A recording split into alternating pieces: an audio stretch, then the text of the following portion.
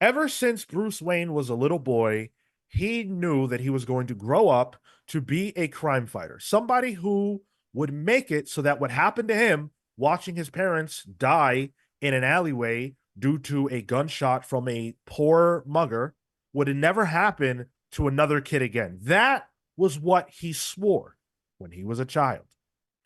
All these years later, many, many Robins, allies, and enemies galore, and Gotham is still just as crappy of a place as it was when Bruce's parents got gunned down. So the question today is Batman a failure? Has he failed at his quest to save Gotham? Is it even something he can succeed at all? I always viewed Batman as like a white blood cell for Gotham. You know, Hmm. like it's there to defend the body that's Gotham. But there's always going to be stuff happening.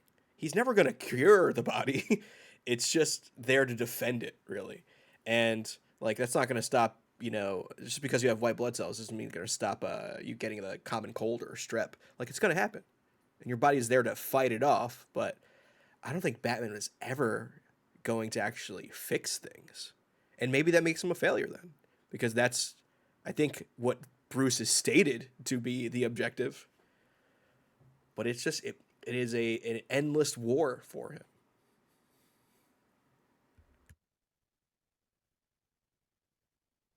I would also, if if you lean into the argument that Batman existing has brought more villains and crooks and criminals into Gotham, I I think he has failed because he's actively creating opportunities for more kids' parents to die. And is sometimes the direct cause of it too. Yeah. I look at Batman's crusade much like I look at the war on drugs or the war on terror, right? These are things that you cannot get rid of an idea. You cannot get rid of you can theoretically you can get rid of all drugs on earth, but how the hell are you going to facilitate that? That's not going to be happening. So these are wars that are perpetual, they're perennial, they're never going to end. And because of that, if you're involved in an endless war, that means you can't win it. So to me, that's an L. Something, it's all something to keep a rich white man busy. Busy. And they need to turn Crime Alley into Hamsterdam, Sean. Just like free reign crime is Just allowed in this legalize area. it. Yeah. I mean, and I think Cale brings up a good point too, that it does seem like a lot of the crazy started to pop up when Bruce put on the mask. But the way that I keep myself able to still read Batman comics and not thinking about this actively is the fact that, of course, we understand that comics need to be published in perpetuity, and there's never going to come a time where there are no Batman comics, and therefore stuff always has to happen. And I think what gives me the ability to do that is the fact that, quite frankly, there are a lot of wild people out there, and Gotham is a hotbed of them. And Batman don't kill. So if you're not killing people, if you're not willing to get these people gone permanently, then there's always the opportunity for them to come back. Batman hasn't quite taught the worst of the worst that they should avoid him.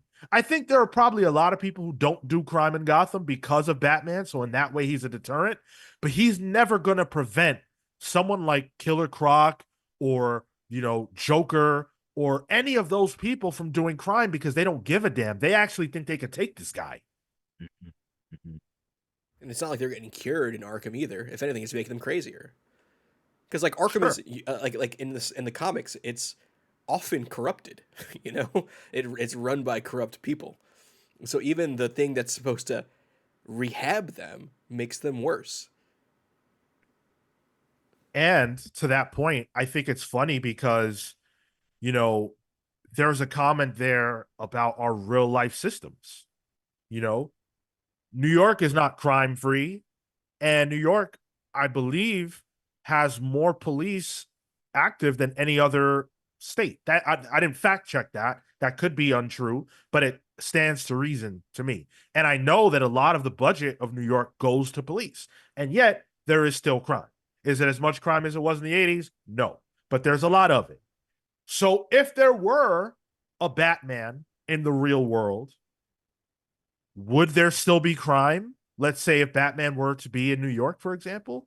Yes, because the same way that the police cannot be everywhere and cannot stop crime before it happens, Batman really can't either. The only thing that Batman can do pre-crime wise is be a deterrent. And that is why the bat signal is an effective tool in Batman's arsenal, even though it wasn't designed by him, because every freaking Batman movie shows you a scene where a person is just about to do some crime and then the bat signal pops up and they say, you know what? I'm going to go home, actually. I'm not going to do this bid.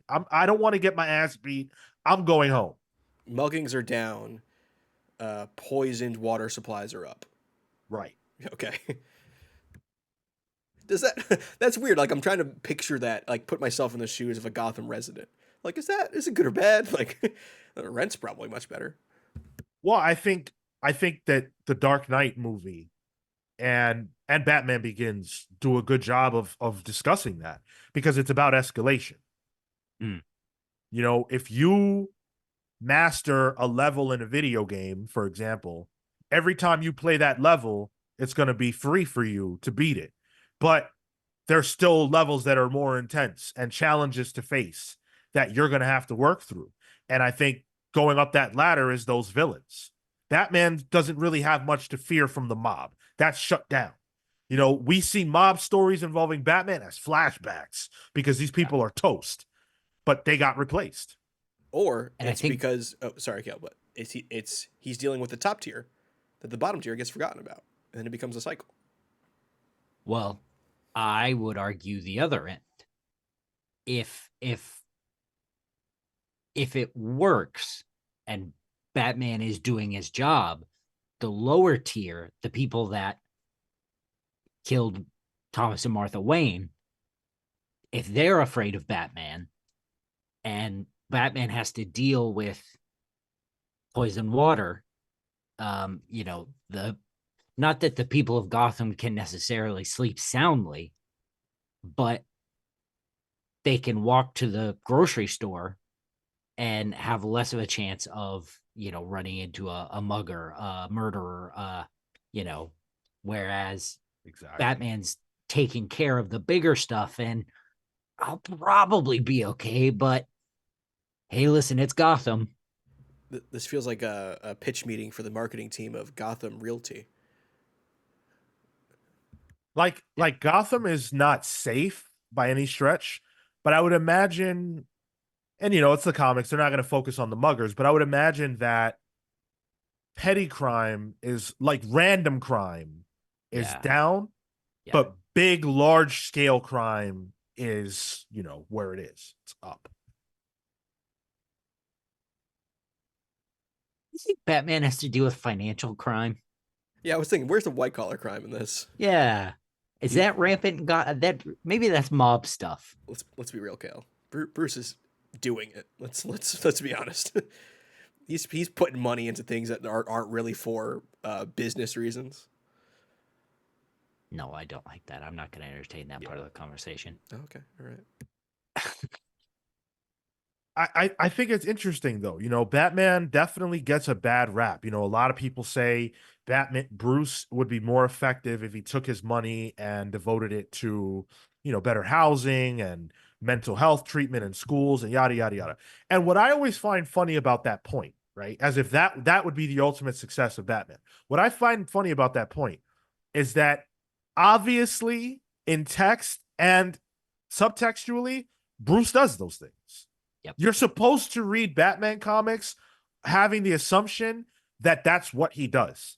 That because we see that, A, it's shown to you, and B, just like you don't need to see Batman stopping petty crime to know that he probably does it, you don't need to see Bruce donating to Make a Wish to know that his name is probably on the list of the highest donations or whatever the case is. Yep.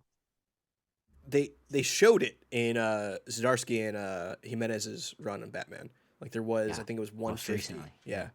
A little montage scene where he's like helping out a homeless person. He's dealing Yep. with a kid at a hospital. So like again, it happens. It's just a little boring to read an arc about. And I feel like every creative team that touches mainline Batman at some point or another has, whether it's that kind of montage or maybe a bottle issue or even just a handful of panels, maybe it's just a line of dialogue. Everybody always establishes that this is an aspect of what Bruce Wayne does. Yep. So is Batman a failure? I think that's too harsh. Is Batman ultimately a success at making Gotham safer? I think that that is probably true, but it's still up in the air. The ultimate failure of Batman is that there are so many copycats running around and that they can't keep these streets fully clean. That's my only problem. Batman Mm. himself, A-okay. Everybody else, what the hell are you guys doing?